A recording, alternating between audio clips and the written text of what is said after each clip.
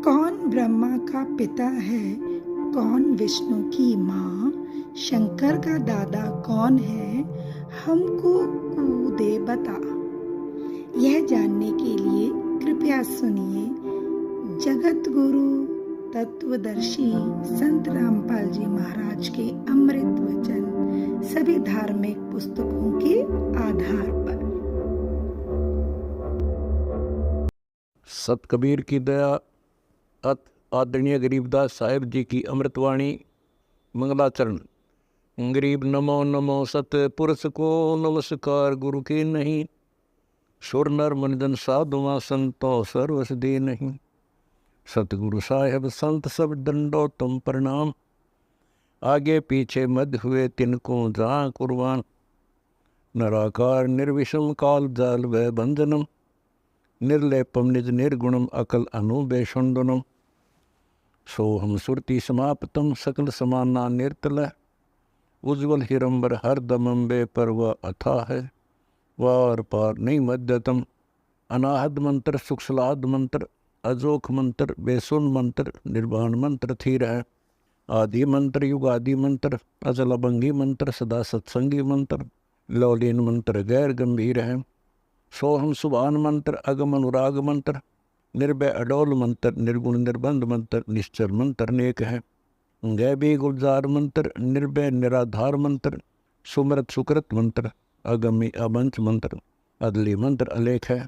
फजलम फराक मंत्र, बिन रसना गुणलाप मंत्र, झिलमिल जहूर मंत्र, सर्वंग भरपूर मंत्र, सैलान मंत्र सार है। निरंकार गर्क मंत्र, तेज पुंज परख मंत्र, अदली अबंध मंत्र, अजप्पा निरसंद मंत्र, अविगत अनहद मंत्र, दिल में दीदार है।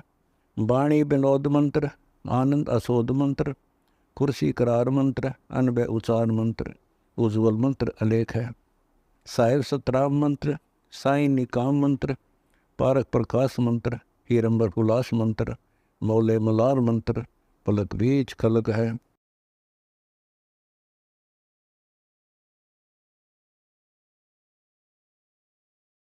और 8वां 7वां महीना लगा हुआ था उसको, अभी ब्याने में थोड़ा सा समय था। वह गाय काट दी, पेट के बल से बीच में तलवार मार के 4 टुकड़े हो गए माँ बेटे के। बच्चा था गर्भ में। तब परमात्मा ने कहा कि कबीर परमेश्वर ने कहा कि परमात्मा की पहचान करने के लिए केवल इतनी ही परीक्षा काफी नहीं है जो तुम सोच रहे हो कि गाय को जीवित कर देने मात्र से प्रभु मान लिया जाता है। तो फिर उन परमात्मा ने वो दोनों माँ व बेटियां गए, एक एक थपकी दी, नौकर के चुटकी देकर 1 मिनट में वो जीवित कर दिए। और गाय के नीचे वो बच्चे को लगा करके और दूध की बाल्टी भर दी। तब कहा था गौ अपनी अम्मा है, इस पर छुरी मत बहा, कह कबीर इसके घी दूध को ये सब ही आत्म खा। जिस ममड़ी का, जिस माता का दूध पीवत हो और मक्खन दूध मक्खन घृत बहु खाई, और उसको फिर तुम कत्ल करत हो लेकर कर्द कसाई। जिस गऊ को तुम माँ कहते हो, जिसका तुमने दूध पी लिया वो माँ हुई, और उस माँ का फिर तुम कत्ल करते हो, मांस खाते हो लेकर कर्द कसाई।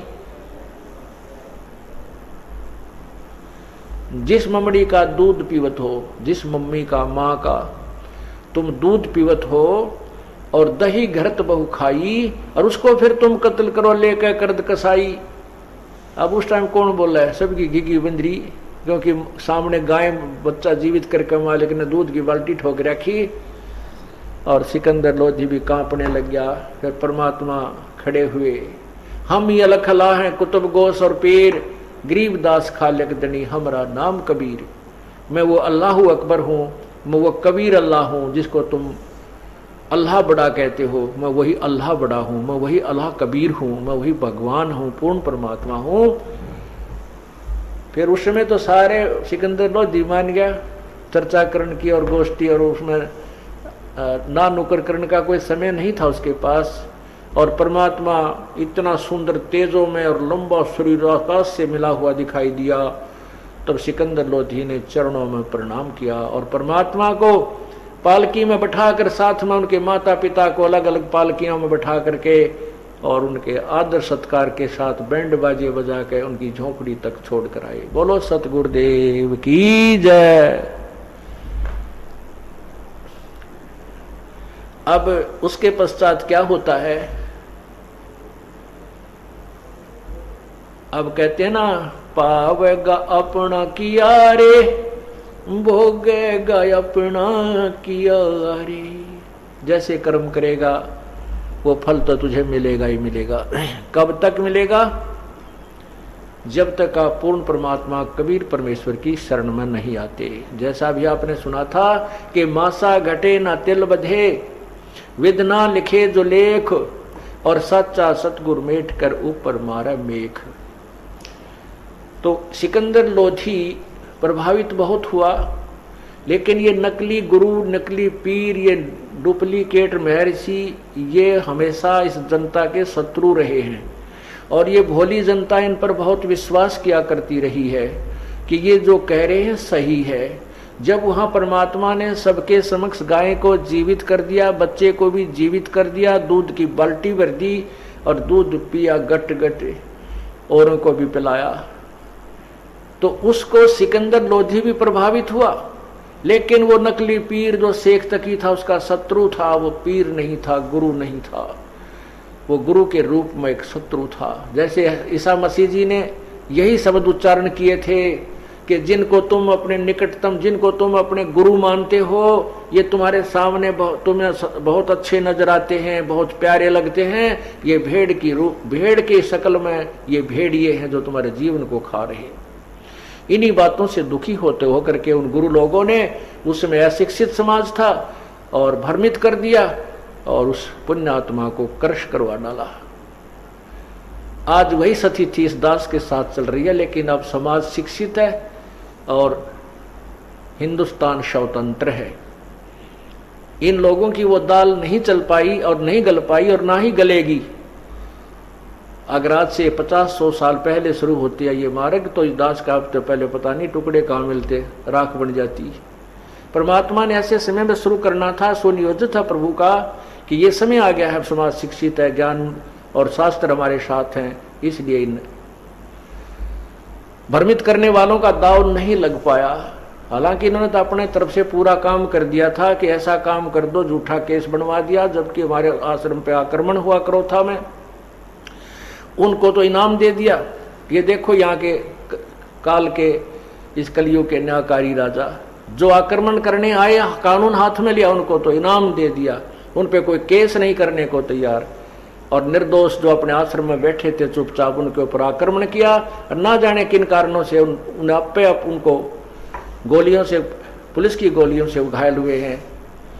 और अब स्पष्ट हो गया है उस CFSL रिपोर्ट से, मधुबन की लैब ने स्पष्ट कर दिया कि आश्रम की गोलियों से वो व्यक्ति नहीं मरा, और उसके मरने की दूरी, गोली चलने की उनकी दूरी 20 फुट की है ज्यादा से ज्यादा, जबकि आश्रम से जहां वो पुलिस ने जो केस बनाया है उसमें जहां लड़के की मृत्यु स्थिति दिखा रखी है, उस आश्रम से 140 फुट की दूरी पर है।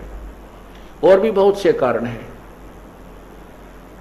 इस दास के बंदूक लगा रखी थी जो हमारा सेवक वहां पर था भी नहीं, मधुबन अपनी कोई ट्रेनिंग पे गया हुआ था, वो बंदूक प्रयोग ही नहीं की किसी ने, वो चली ही नहीं थी, वो मेरा लगा दी झूठी कि बंदूक लिए बांध दे खड़ा था बंदूक। ऐसे नकली ड्रामे बनाए इन लोगों ने।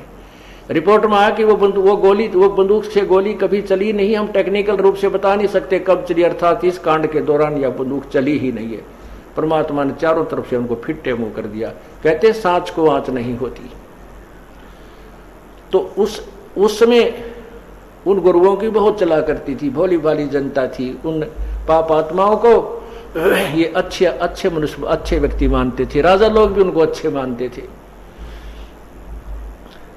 अब हमारे को झूठा केस बनाकर इन्होंने जेल में भी डाल दिया, सारे काम कर दिए। लेकिन अब हमारा जो का तो वो जितने भी बच्चे थे वो ऐसे तोते की तरह पढ़ा रखे थे, तत्व ज्ञान से परिचित थे। आज और बढ़कर आ रहे हैं, हजारों की संख्या में और नाम ले लिया और ज्यादा जुड़ गए। इसलिए अब ये मार खाने वाला समय नहीं है, पहले ऐसा हुआ करता था, हो जाता था। अब उन लोगों ने क्या कहा, उस शेख तकी ने सिकंदर लोधी से कहा कि ये जादूगर है, जादूगर, इसने ये जंतर मंतर जानता है और गाय को जीवित कर दिया, ये कोई अल्लाह, ये कोई नबी नहीं माना जा सकता। और देखो अब राजा भी बोले बाड़े होया करते, मान गए भाई ठीक है, 20-30 और गवाह बना लिए उसने, अगियोता जी ऐसे जंतर मंतर ऐसे होते रहते हैं, ये तो ऐसा था वैसे कर दिया, ये कुछ नहीं है, पाखंडी है, डोंगी है, ये तो जादूगर भी दिखा देते हैं, ऐसे अपना शरीर को काट कर भिन्न भिन्न करके फिर जोड़ देते हैं। अब राजा ने सोचा भाई ऐसा भी होगा, चलो ठीक है जो भी है। कुछ दिनों के बाद, कुछ वर्षों के उपरांत सिकंदर लोधी के किए हुए कर्म, प्रारब्ध का जो कर्म था, जो पाप कर्म था, उदय हो गया। उस पाप कर्म के उदय होने से सिकंदर लोधी को एक जलन का रोग हो गया। वो जलन का रोग कैसा होता है कि जैसे किसी का अग्नि पर हाथ पैर रखा जाए और उसमें जितनी भयंकर पीड़ा होती है, ऐसा पूरे शरीर में दर्द पीड़ा होती है, लेकिन कहीं से जला हुआ नजर नहीं आता, पीड़ा उतनी ही होती रहती है। सिकंदर लोधी को बहुत भयंकर पीड़ा होने लगी, जलन का रोग कहा गया। अब उसके जंतर, उसके ट्रीटमेंट के लिए वैद्य बुलाए, एक से एक उत्तम वैद्य, जहां भी राजा को किसी ने बताया उसी को बुलाया, मुंह मांगा इनाम दिया, साथ में पैसे भी उसको जो मांगता था वो दिए, लेकिन सभी असफल रहे।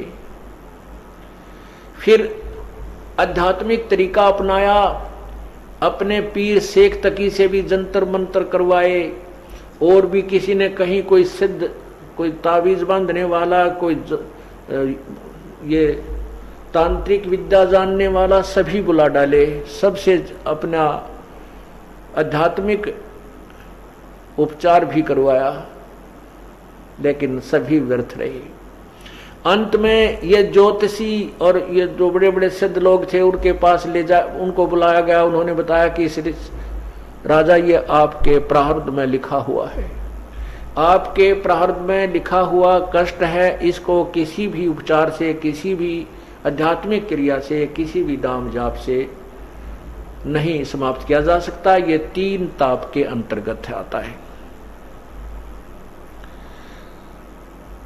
उस समय सिकंदर लोधी की स्थिति हो गई थी कि अब तो ये मृत्यु के साथ ही तेरी पीड़ा समाप्त होगी, ये मान चुका था। एक दिन परमात्मा की प्रेरणा हुई, किसी व्यक्ति ने जाकर के एक राज दरबारी को बताया, एक अधिकारी को ये बात बताई कि ऐसे ऐसे बनारस के अंदर एक बहुत बड़े महात्मा है, उनका कबीर नाम है, और वो ऐसे महान आत्मा हैं कि वो जो चाहे सो कर सकते हैं, उनकी कृपा हो जाए तो इस आपके राजा की पीड़ा को वो पल में समाप्त कर सकते हैं। अब उस अधिकारी ने राजा के सामने कहा, राजा ने कहा भी जो भी है, जैसा भी है, अब ये ट्रीटमेंट करवाना है।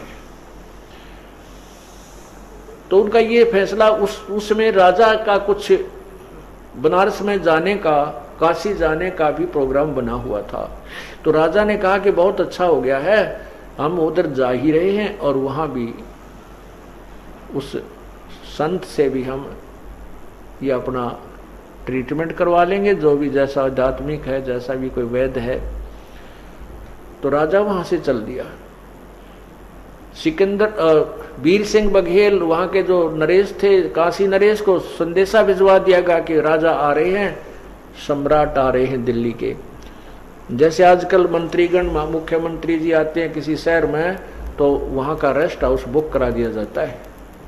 रेस्ट हाउस, राज दरबार, राजभवन बोलते हैं इसको।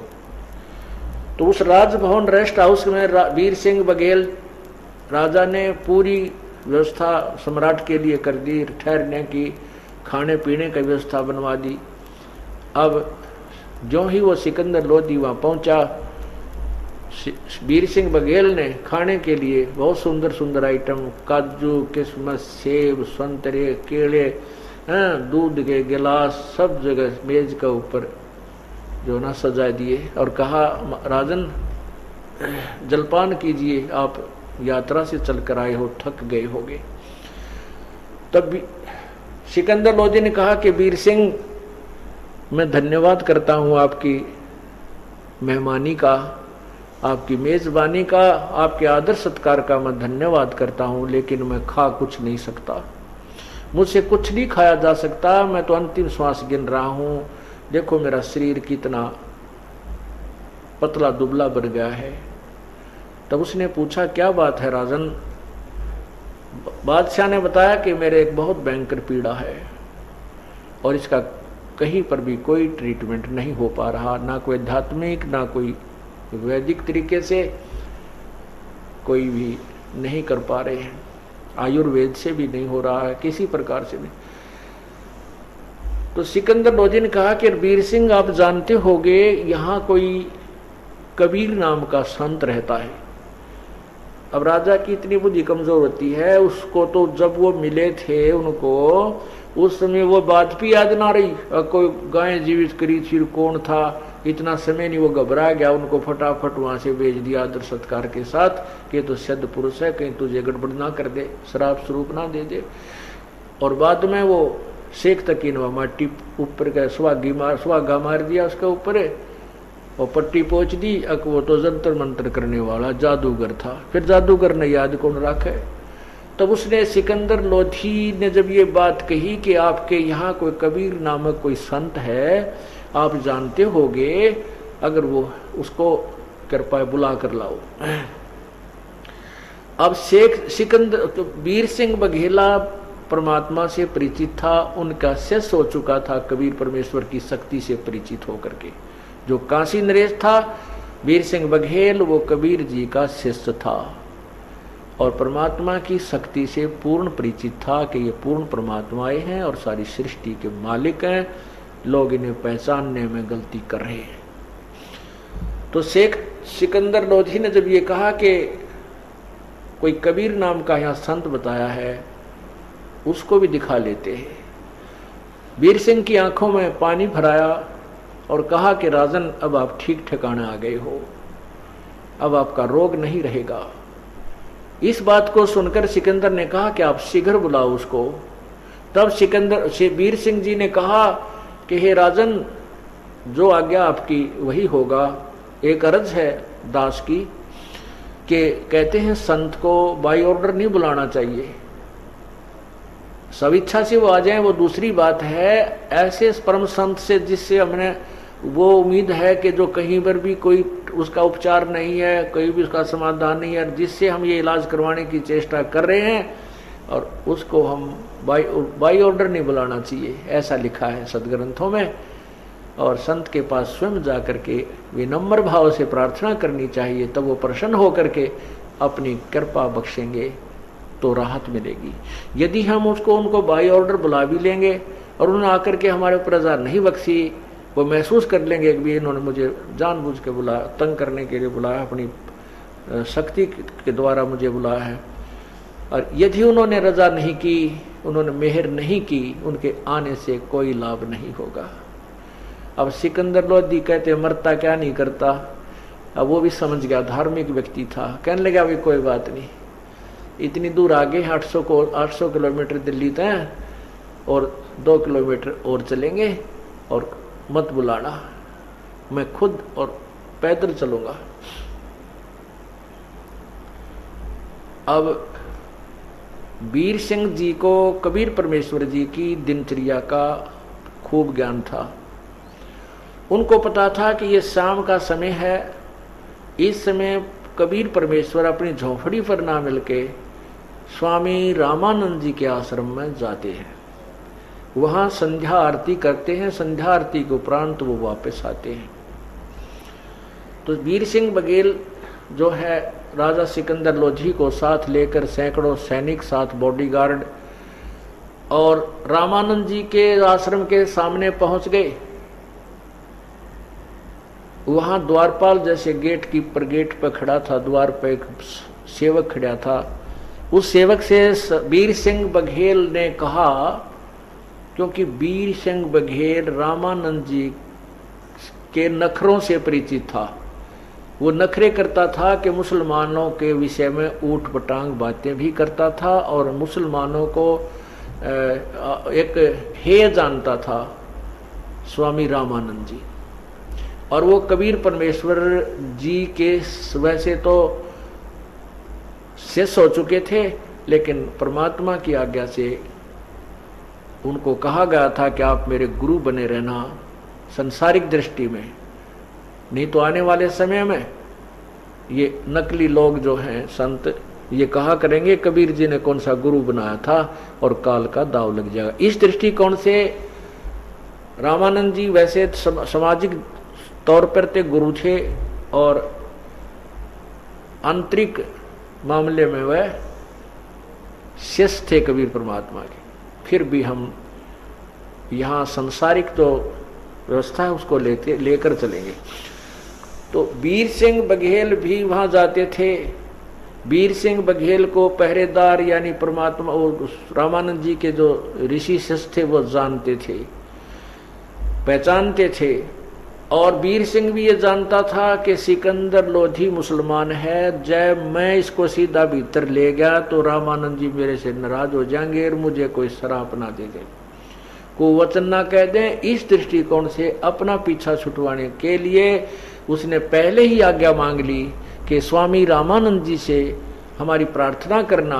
वीर सिंह ने उस गेट पर खड़े सेवक से कहा कि स्वामी रामानंद जी से प्रार्थना करना कि सिकंदर लोधी दिल्ली के बादशाह आपका दर्शन करना चाहते हैं और कबीर जी से मिलना चाहते हैं। जब तक वो उस पहरेदार से ये पूछा था सेवक से कि कबीर जी हैं क्या उपस्थित आश्रम में, तो सेवक ने कहा था कि कबीर जी अभी आए नहीं हैं। कितनी देर में आएंगे, वीर सिंह ने पूछा। सेवक ने कहा कि उनकी मौज है, समय तो हो गया आने का, आए तो अब 10 मिनट में आ जाए, नहीं तो घंटा आध घंटे में तो आएंगे ही आएंगे, अवश्य आते हैं। तब वीर सिंह ने कहा था कि आप रामानंद जी से एक आज्ञा लेना कि दिल्ली के बादशाह सिकंदर लोधी ये मुसलमान सम्राट हैं, ये आए हुए हैं और इस कबीर जी से मिलना चाहते हैं। तब तक आपके आश्रम में आपके दर्शन और यहाँ विश्राम करना चाहते हैं। अब सेवक अंदर गया। सेवक ने जाकर स्वामी जी से कहा कि ऐसे ऐसे वीर सिंह बघेल के साथ दिल्ली के बादशाह मुसलमान सम्राट सिकंदर लोधी आए हैं, वो कबीर जी से मिलना चाहते हैं और तब तक आपके यहाँ आश्रम में अंदर आना चाहते हैं, आपके दर्शन करना चाहते हैं। अब रामानंद जी मुसलमानों से बहुत चिढ़ते थे। वैसे तो वो पहले जाति पाति में भी बहुत ज्यादा विश्वास रखते थे, लेकिन परमात्मा ने एक ऐसी लीला की थी उनके साथ, वो जाति पाति यानी हिंदू धर्म में जो भी जाति पाति थी उसको नहीं मानते थे, लेकिन मुसलमानों को फिर भी वो हे समझते थे। अब एक परमात्मा पूर्ण परमात्मा कबीर जी ने एक शिकार में, एक तीर में कई शिकार करने थे। रामानंद जी का भी भ्रम तोड़ना था और सिकंदर लोधी का भी वह आकड़ काटनी थी। अब सिकंदर लोधी के विषय में रामानंद जी ने सुना। रामानंद जी कोपित होकर, क्रोधित होकर बोले कि उस कह दिए मुसलमान के लिए इस आश्रम में स्थान नहीं है और बाहर इंतजार करे। इस आवाज को, जो कड़ाके की आवाज रामानंद जी ने कई बार सिकंदर लोधी भी सुन रहा था, कहीं साथ में ही उनका आसन था। कहते उनको उनके लिए कोई स्थान नहीं है इस आश्रम, मुसलमानों के लिए बाहर इंतजार करे। ऐसे ऐसे एक दो अपशब्द भी बोले। अब सेवक ने आकर कहा कि स्वामी जी ने मना कर दिया है और कहा कि मुसलमानों के लिए इस आश्रम में कोई स्थान नहीं है, चाहे राजा हो चाहे महाराजा हो। अब सिकंदर लोधी पहले तो दुखी था अपने दुख तय, और बीमार आदमी में चिड़चिड़ापन ज्यादा होता है तो और गुस्सा उसका तो 100 पर पार